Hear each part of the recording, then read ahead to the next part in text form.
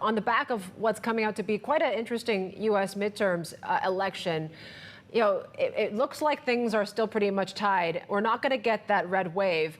But what does this mean moving forward when it comes to U.S.-China relations?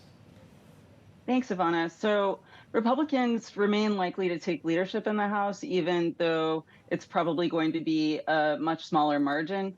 And this is going to translate to greater pressure from the House for a more aggressive approach to China policy.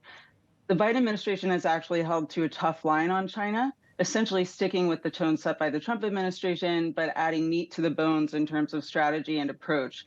But Congress has also been eager to tackle China-related issues for the past several years and has been pushing for tougher policies from both the Trump and Biden administrations.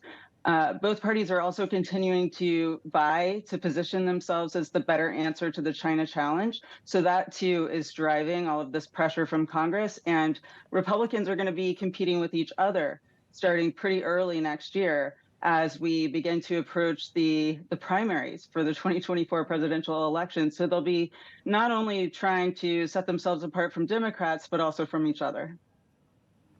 Now, Anna, how does this affect business on the ground? And I want to get your take on which group this might affect more, this hawkishness towards China. Does it affect more of the U.S. companies operating in China or the other way around, Chinese companies that have businesses in the U.S.?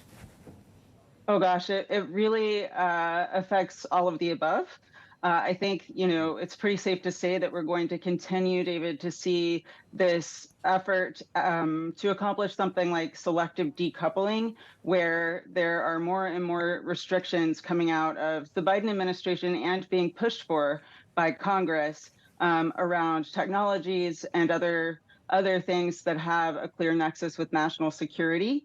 But in addition to that, there is deep and growing distrust of Chinese companies in the United States, especially in Washington on Capitol Hill. So there will be more and more scrutiny of Chinese companies doing business here as well. That sets up for what's going to happen in Bali, with Biden saying he doesn't want to make any concessions. He wants competition, not conflict. Do you think that the president is coming into this meeting potentially in a position of strength? And who has the most leverage now?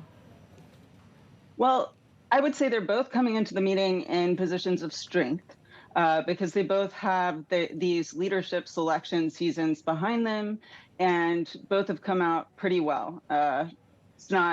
It's hard to argue that Xi Jinping hasn't come out better in terms of consolidating power. He clearly has. So in some regards, he may be in a position of greater strength, but this certainly wasn't the condemnation of the Biden administration's foreign policy leadership that might have been indicated by a real red wave. I think what's most interesting about this is that it seems to signal a renewed willingness, however minimal, from both sides to engage in dialogue, which is a good thing.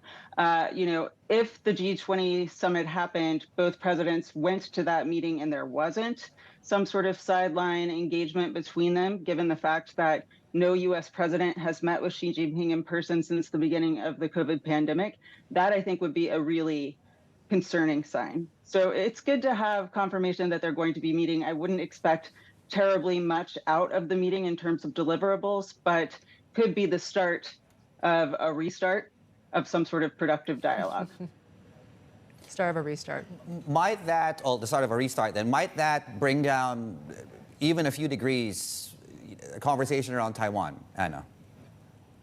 It might, David, but I guess from our perspective, one of the challenges in terms of managing tensions around Taiwan is that Congress is going to continue to do what Congress wants to do.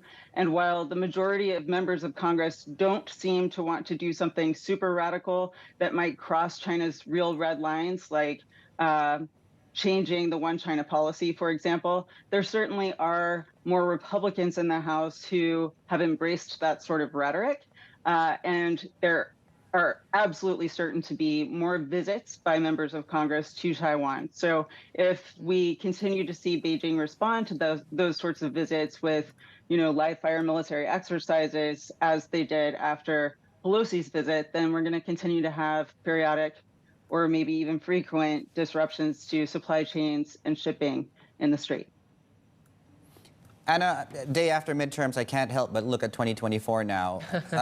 Biden said he's planning to run. We know what that's like as far as foreign policy to China. We know what Trump was like. Trump 2.0, what might that mean potentially? And if it's DeSantis, what would that mean also for China relations? I was just going to say, I think that the real question is, what ought we to expect from a President DeSantis? Because the landslide victory that he had in Florida certainly suggests that he may be a strong contender, and that has been rumored for months and months already.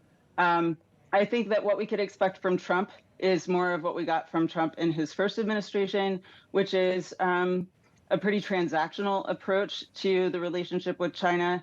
On the one hand, that might be a good thing because it might be less ideological, but on the other hand, it can make it a lot less predictable. DeSantis is more of an unknown, and I think a lot of analysts in Washington, D.C. and Beijing are going to be looking into that in the coming weeks.